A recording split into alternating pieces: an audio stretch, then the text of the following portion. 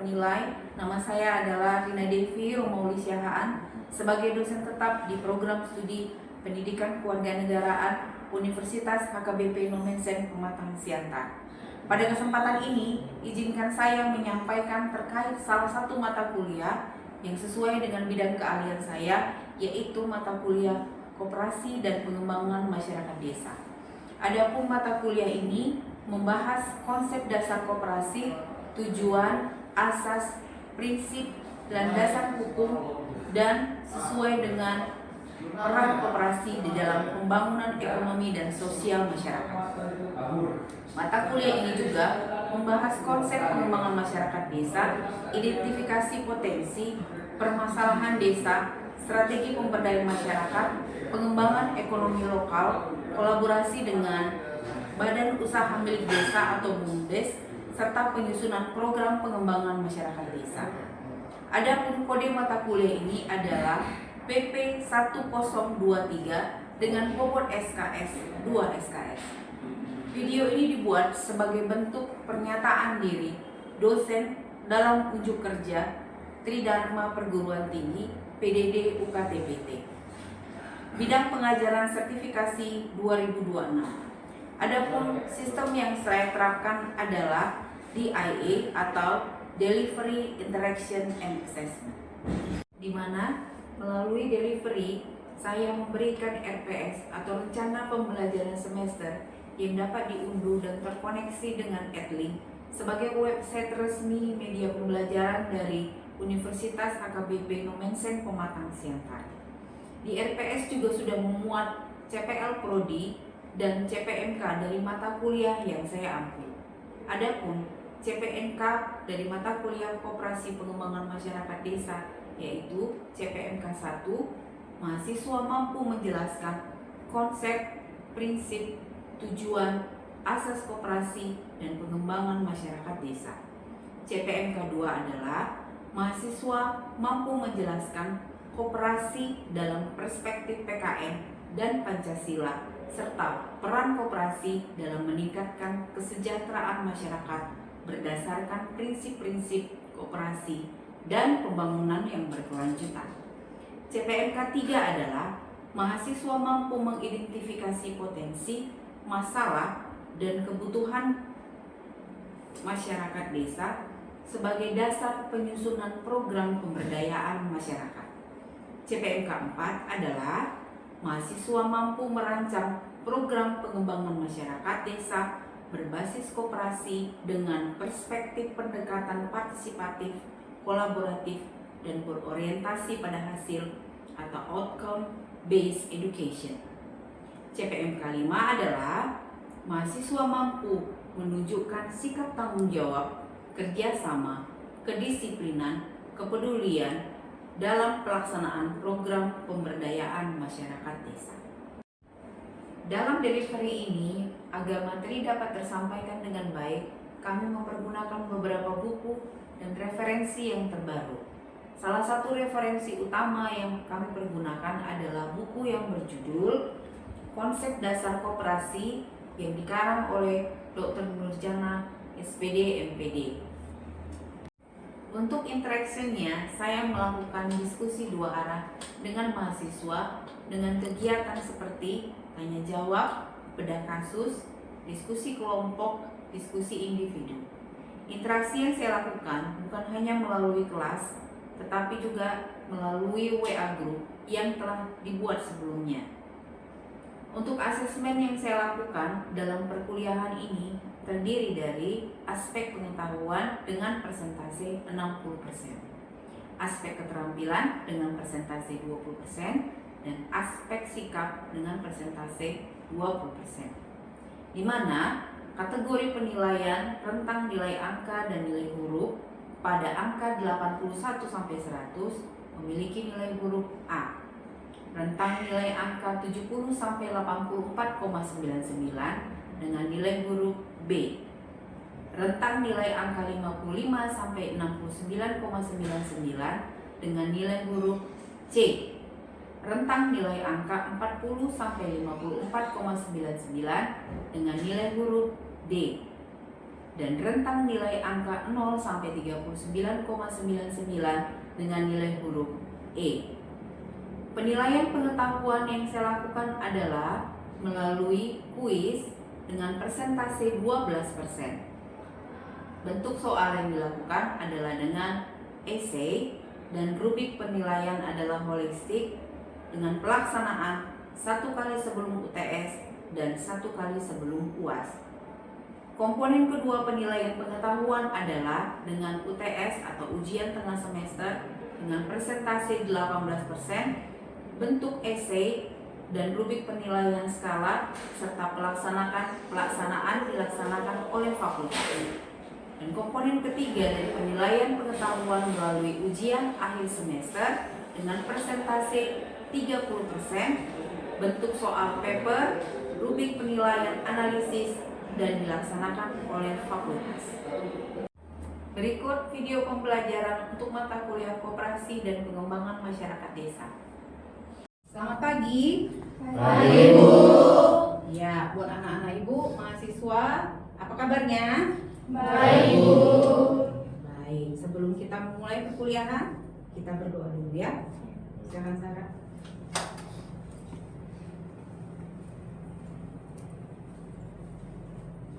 Sebelum belajar ada baiknya kita doa terlebih dahulu. Berdoa menurut ajaran kepercayaan masing-masing. Saya akan bawakan dalam doa agama Islam. Bismillahirrahmanirrahim. Radina billahi rabban wal islami dinan wa bi Muhammadin nabiyya wa rasula. Rabbi zidni ilman warzuqna fahman wa amalan sholihan. Rabbi ishrah li sadri wa yassir li amri wahlul 'uqdatam min lisani yafqahu qawli. Ya Allah, ya Tuhan kami sesungguhnya kami minta kepadamu ilmu yang bermanfaat dan rezeki yang baik. Sekiranya segala urusan kami dapat dipermudah. Rabbana atina fid dunya hasanah wa fil akhirati hasanah wa qina adzabannar. Subhana rabbika rabbil izzati amma yasifun wa salamun alal mursalin walhamdulillahi rabbil alamin. Amin. Oke, sekarang kita masuk ke pertemuan kita yang kelima.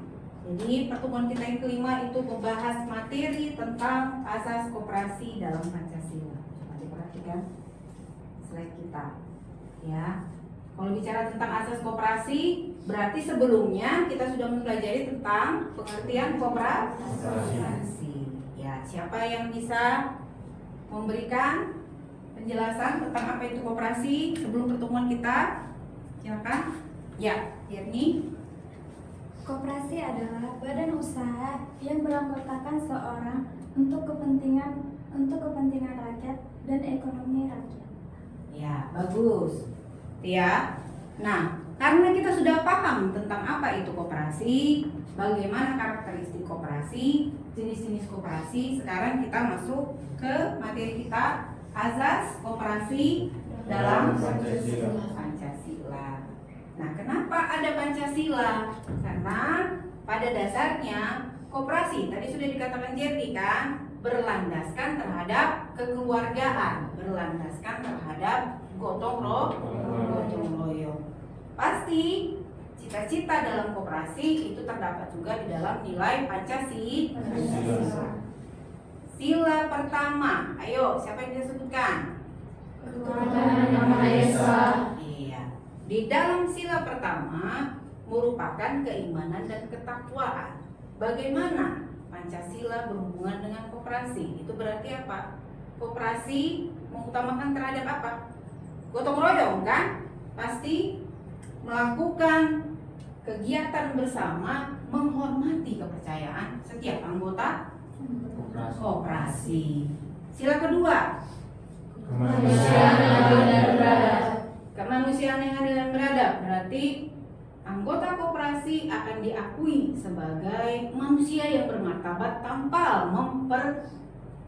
mempertimbangkan atau memilih latar belakangnya. Siapa dia, ya kan? Suku apa, agama apa, ya?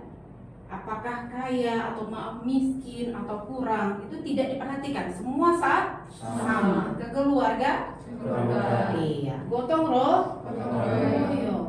Sila ketiga, Persatuan Indonesia. nah setiap anggota harus bersatu untuk bisa menghasilkan koperasi yang berguna untuk mengembangkan anggotanya, mengembangkan masyarakat sekitar koperasi. Sila keempat, Rakyat yang dipimpin oleh hikmat kebijaksanaan dalam permusyawaratan perwakilan. iya, di dalam membuat tata kelola koperasi, ya, di dalam memilih siapa yang menjadi pengurus koperasi, harus melakukan apa? Musyawarah. Harus ada kesepakatan, harus ada mufakat, sehingga merupakan dasar dari sila keempat di dalam mengelola koperasi. Sila kelima, Keadilan sosial bagi seluruh rakyat Indonesia. koperasi akan memberikan apa? Kesejahteraan. Yang bagaimana? Yang adil. Yang bagaimana? Merata untuk semua anggota koperasi. Oke? Ya. Nah, sekarang tadi sudah kita tahu bahwa di dalam koperasi merupakan cita-cita dari Pancasila. Nah, bagaimana asas koperasi di dalam Pancasila? Nah, kalau bicara tentang asas, apa maksudnya? Coba perhatikan ya. Asas koperasi adalah prinsip dasar yang memandu seluruh kegiatan, seluruh pengelolaan, baik di dalam operasional, tata kelola koperasi. Karena bicara tentang asas koperasi, tadi sudah dihubungkan kan, bagaimana koperasi berhubungan dengan Pancasila, ya, sehingga dikatakan memiliki hubungan yang erat. Gotong royong mencerminkan iya, keadilan menjamin pemerataan Hasil usaha. demokrasi ekonomi memastikan partisipasi semua Anggota. iya, dan persatuan memperkuat Solidaritas. sila pertama, kedua, 3, 4, dan 5 terdapat di dalam asas Koperasi. iya. Oke, coba kita perhatikan lagi.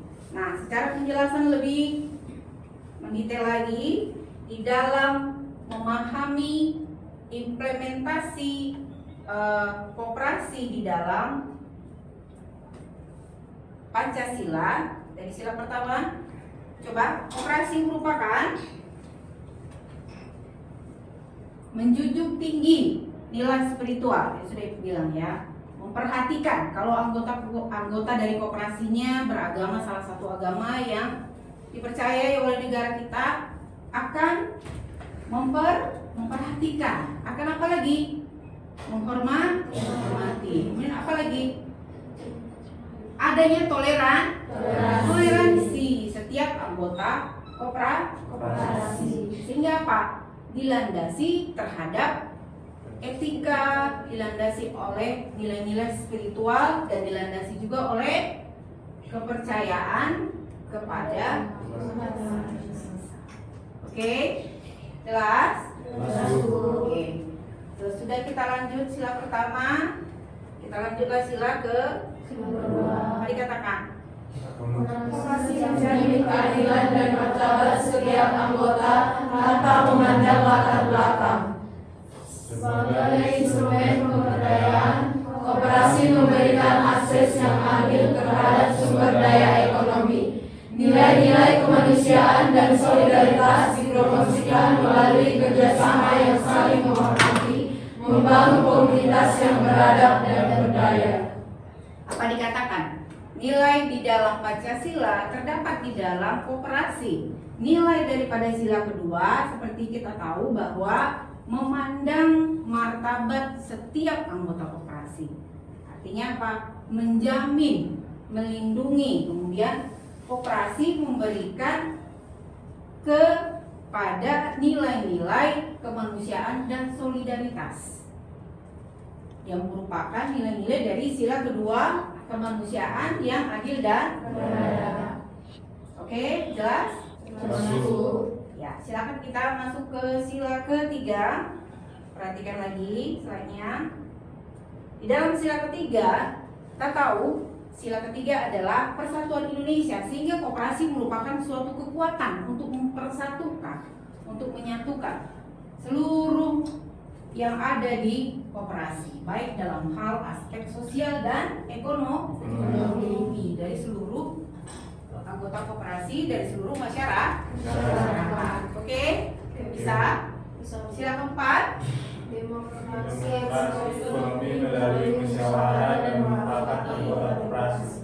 dari awal itu sudah jelaskan. Sila keempat itu melalui musyawarah dan mufakat di dalam apa? Mengelola koperasi, memilih pengurus, di dalam mengambil keputusan di koperasi. Sila kelima, keadilan sosial, sehingga mempromosikan, meningkatkan, mensukseskan kesejahteraan dan keadilan sosial bagi seluruh secara umum seluruh rakyat Indonesia, secara khusus seluruh anggota koperasi.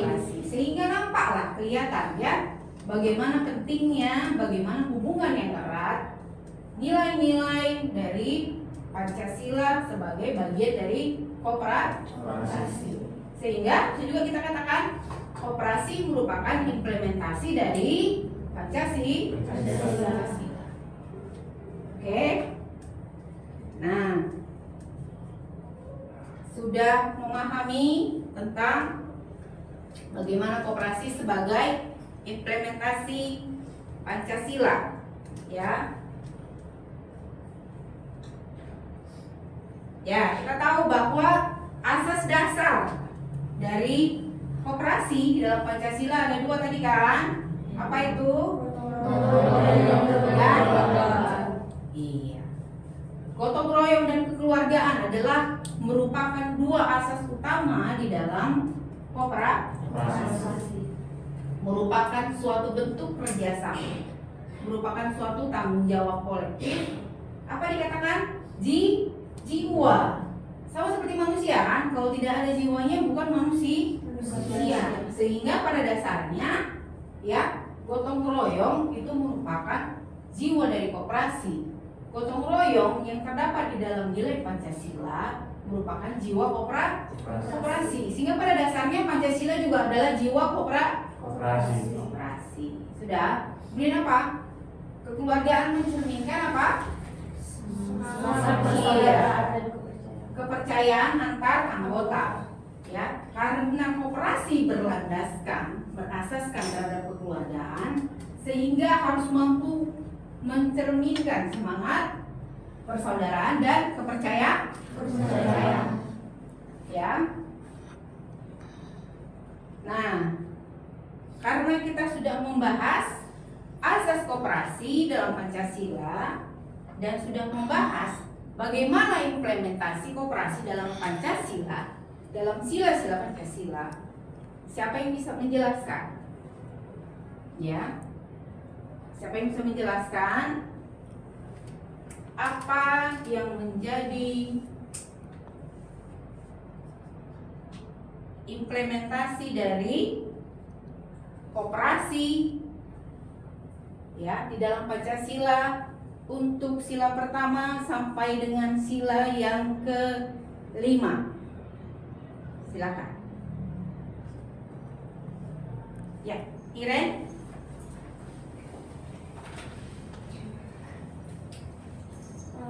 Asas koperasi dalam Pancasila menunjukkan bahwa koperasi itu bukan suatu badan usaha yang mengambil keuntungan saja, tetapi juga menjadi wadah dalam menerapkan nilai-nilai Pancasila dalam kehidupan sehari-hari. Jadi asas-asas yang terdapat di koperasi Indonesia itu ada dua, seperti yang sudah kita bahas tadi, yaitu asas kekeluargaan dan gotong royong. Di mana asas kekeluargaan adalah asas koperasi di Indonesia yang pertama, yang lebih menerapkan saling bekerja sama dan bertanggung jawab dalam melakukan kegiatan koperasi. Adapun asas gotong royong, yaitu asas ini lebih menekankan saling peduli dan lebih mengutamakan kepentingan bersama daripada kepentingan pribadi. Koperasi berasaskan Pancasila dengan menerapkan nilai-nilai seperti ketuhanan, kemanusiaan, keadilan, musyawarah, dan keadilan sosial. Seperti dalam sila pertama Pancasila, mengajarkan koperasi untuk berusaha dengan jujur, amanah, dan bertanggung jawab sesuai nilai ajaran agamanya. Dan adapun sila kedua Pancasila, mengajarkan koperasi untuk memperlakukan semua anggotanya sama dan lebih menghormati semua anggota dan lebih menjunjung tinggi nilai kemanusiaan. Adapun sila ketiga Pancasila mengajarkan koperasi untuk menjaga persatuan setiap anggota koperasi. Dan sila keempat Pancasila mengajarkan koperasi untuk mengambil keputusan dalam membuat musyawarah dan lebih menghargai pendapat semua anggota koperasi. Dan sila kelima mengajarkan koperasi untuk mewujudkan kesejahteraan dan keadilan bagi semua anggota koperasi. Makanya, koperasi sering disebut sebagai perwakilan dari nilai-nilai Pancasila yang dalam bidang ekonomi. Oke, bagus sekali. Terima kasih untuk Iren. Nanti kita kasih aplaus. Nah, itu ya. Sehingga koperasi dan Pancasila itu tidak bisa kita lepaskan. Adanya hubungan yang erat. Di dalam koperasi itu juga mengandung nilai-nilai Pancasila. Bagaimana mengimplementasikan? Bagaimana melaksanakan Pancasila? Salah satunya contohnya merupakan dengan mampu mewujudkan koperasi yang memberikan pemberdayaan terhadap masyarakat di desa, di seluruh masyarakat. Oke? Ya. Nah, kita sekarang masuk ke diskusi ya. Oke, diskusi. Nah, karena sudah paham tentang pengertian koperasi, asas koperasi, koperasi merupakan implementasi dari Pancasila. Bagaimana Anda sebagai mahasiswa pendidikan kewarganegaraan memiliki sebagai sumbangsi, memiliki sesuatu yang berguna untuk meningkatkan koperasi, sehingga koperasi ini juga berperan bagi mahasiswa pendidikan kewarganegaraan terhadap masyarakat, keluarga, dan organisasi. Silakan diskusikan sebentar, lalu Ibu akan panggilkan siapa yang memberikan jawaban. Ada 2 orang ya. Siapa ya? Teresia dan Trista. Silakan maju ke depan. Trista dan Trisha.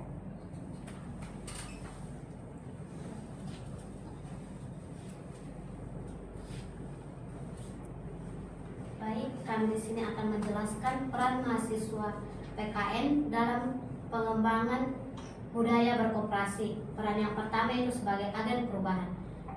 Mahasiswa PKN berperan sebagai agen perubahan yang mengutamakan pemahaman kepada masyarakat supaya masyarakat memahami apa itu koperasi.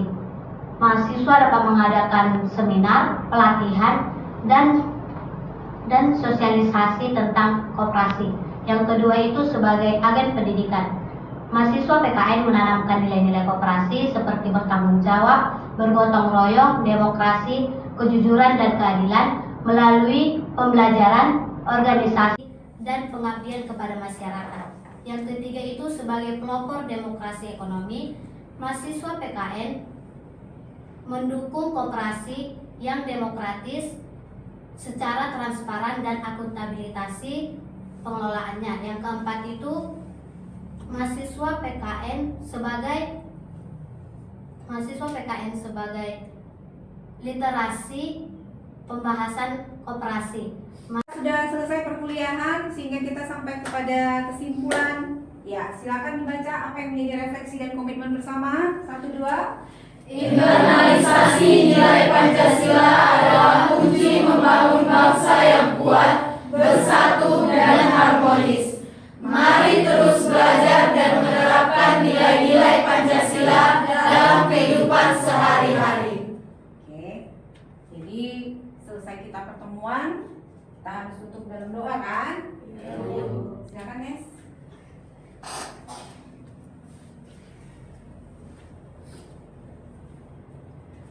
Sebelum kita mengakhiri pembelajaran kita, ada baiknya kita berdoa menurut agama dan kepercayaan kita masing-masing. Saya akan membawakan dalam agama Kristen. Mari kita berdoa.